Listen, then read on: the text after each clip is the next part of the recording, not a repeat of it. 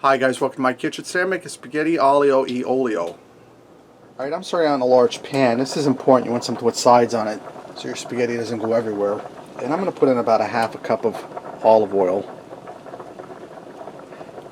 And if I go over here, that's just fine. And I'm going to heat this up a little bit. Now I'm going to add in garlic. If you use fresh, use 6 or 8 cloves. I'm using it pre-diced.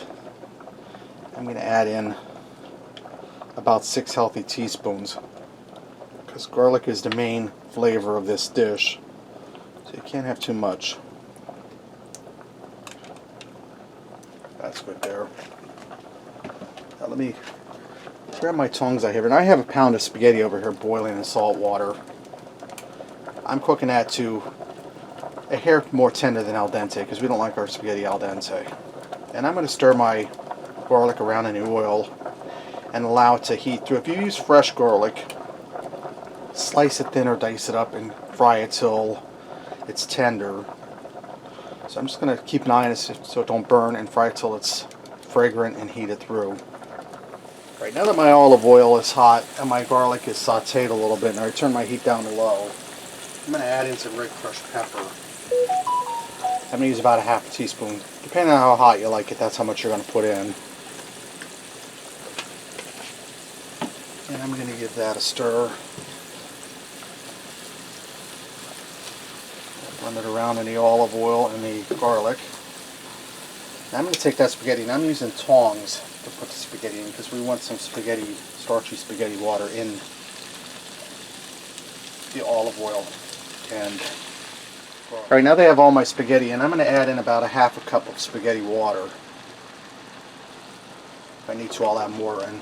See how moist this gets. We don't want it dry. Now this would be delicious served with baked chicken breast.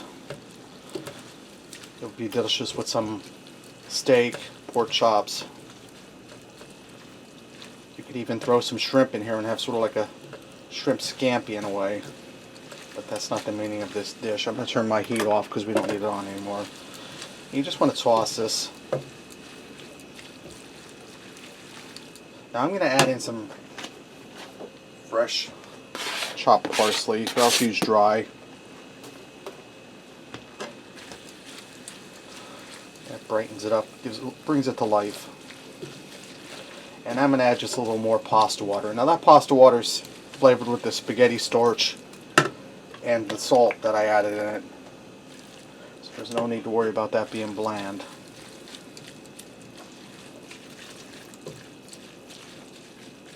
Alright, this is ready to go. Let's go ahead and fix up a plate and see what we got. Went ahead and I garnished this with some grated Parmesan cheese and some more red crushed pepper. Get in here and try this. And this is one you want to serve as soon as you make it, because it'll dry out in a hurry on you if you let it sit around.